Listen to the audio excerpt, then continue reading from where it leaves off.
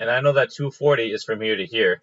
If I do 240 minus 180, I will get my related acute angle, which is 60 degrees. So the angle inside the triangle is 60 degrees. And what do you know? 60 degrees is exactly one of the special triangle angles. It's no coincidence. They did it on purpose.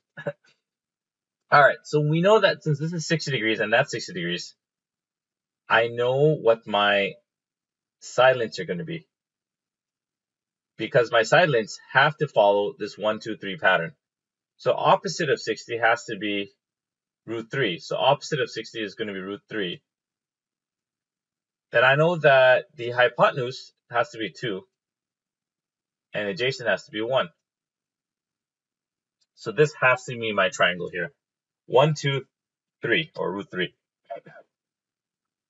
And they're telling us to find the exact value of cos 240. Well, if you didn't know, cos 240 is actually equal to cos 60. How? See this angle inside, this related acute angle? Well,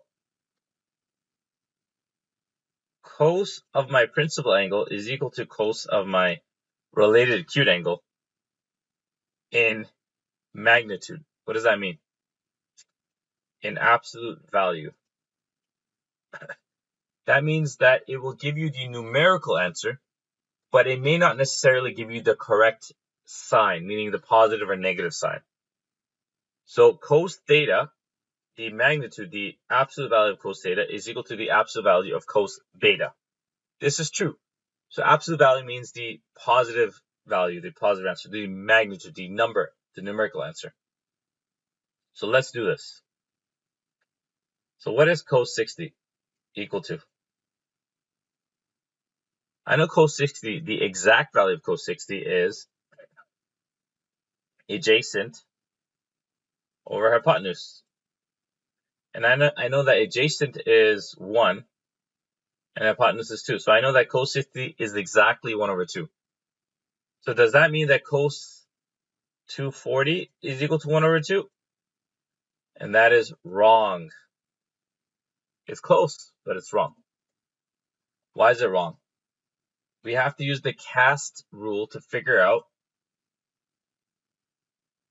whether the answer is going to be positive or negative. And since this is quadrant 3, only tan is positive in quadrant 3. That means that cos of 240 is going to equal negative 1 over 2, and that is the final answer. So that's how you do it. Okay, everyone? So you first find the related acute angle.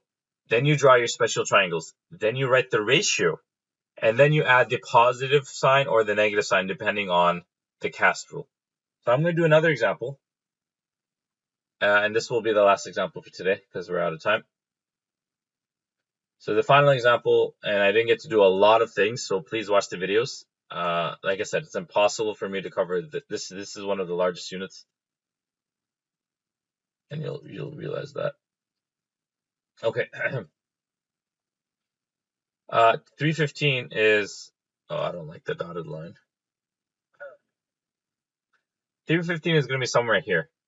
Because I know it's bigger than 270, but less than 360. Okay. Just a degree sign. So we know that our triangle that we have to make, we do not make the triangle to the y-axis. We always make the triangle to the x-axis. So don't make that mistake. Please, please, please, please, please. We know the principal angle is from here to here, and that's 315 degrees. So what's the related acute angle? What's the angle inside the triangle? Well, I know that if I add the blue angle and the red angle, I get a full 360. So what I can do is I can do 360 minus 315, and that will give me my related acute angle, which is 45 degrees. So I know that the angle inside is 45 degrees. Well, what do you know? 45 degrees is exactly a special triangle. Once again, no coincidence.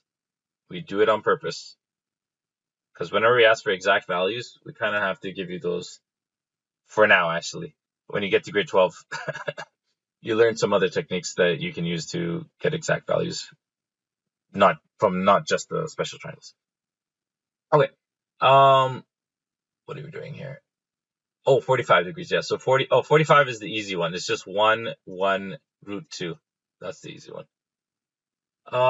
So here we have tan. We're doing tan. So tan of 45. So tan of 45 is equal to opposite, which is 1, over adjacent, which is 1. So tan of 45 is just 1 over 1. That means that tan of 315 is also going to be 1 over 1, except we don't know if it's going to be positive or negative, because that's where the cast rule comes in to tell us. So a tan of an angle that's 315 degrees, since this is the fourth quadrant, is going to be a negative value. So the final answer, tan 315 is negative 1, and you can actually plug this into your calculator. Plug this into your calculator. What do you get? Tan of 315 is equal to negative 1, right? And that's it. That's it for today. That's it for our lesson. I don't know if I have time to do anything else. I kind of did an example there. I didn't go over this. I'll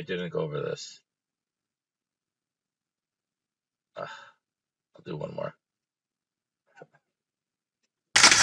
We're going over time now.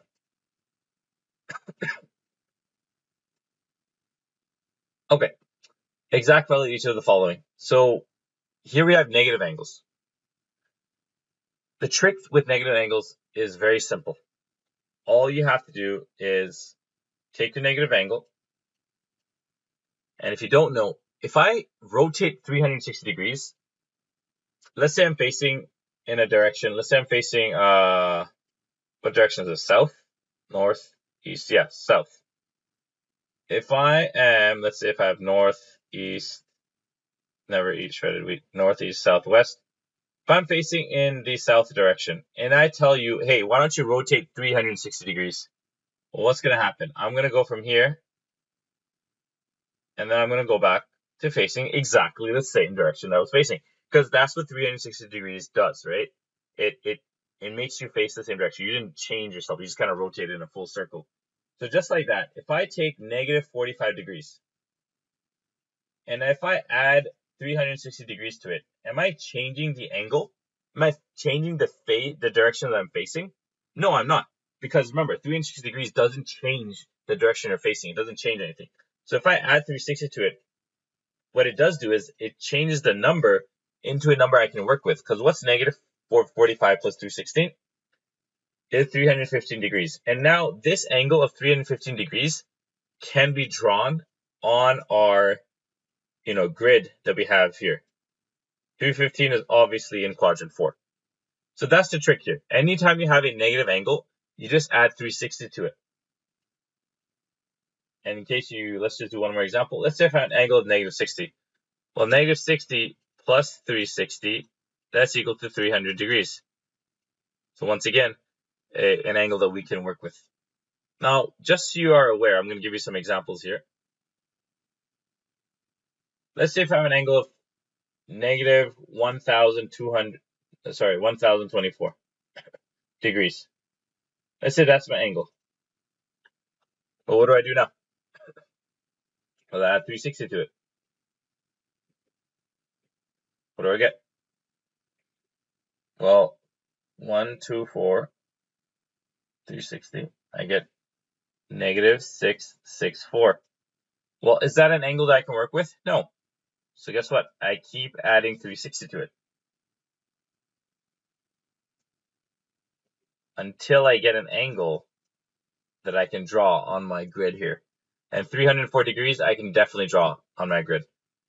Just like how you can have very large negative values, you can also have very large positive values. Let's say if I have 1480 as my angle, 1480 degrees. Well, if I add 360, I'm just going to get bigger and bigger, and we don't want bigger and bigger. So guess what? I can also subtract 360. Because remember, 360 just means in a circle. The positive and negative just means the direction you're rotating. So a positive direction is a counterclockwise direction, meaning a positive angle is rotating in this direction like this. Remember, if I'm going from 0 to 90 to 180 to, that's the positive direction. A negative direction is going in the clockwise direction. This is a negative angle. So if I have, say, negative 90 degrees, I would go rotate this way. If I have negative 180, well, I would rotate this way. If I have negative 270, I would go this way, and negative 360. So the negative and positive is just a direction of rotating. Okay. Anyway, so if I have 1480 minus 360, what is that?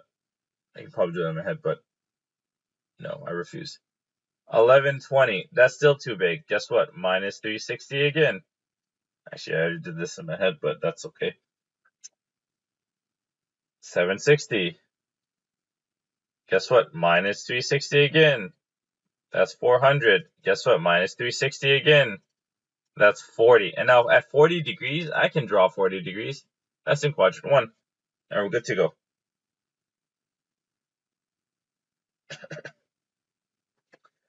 So that is the answer. So that's how you deal with positive and negative angles. And then once you have the angle, then you do, what we did previously, which is let's say 45 was here. You draw a triangle. Remember exact value, so the angle inside, in this case, is 45 degrees. How do I know it's 45 degrees? Well, I know that this was 315. And then this is 45. And then I just do the special triangles, 1, 1, root 2. And since this is sine of this is going to be opposite over hypotenuse, is just going to be 1 over root 2. And since this is cast rule, it's going to be negative 1 over root 2. Anyways, so that's something you got to look at your own, watch the videos. I just wanted to make sure you guys understand how to do negative angles and really big angles and really small angles. And pretty much went over everything here. So good luck, everyone.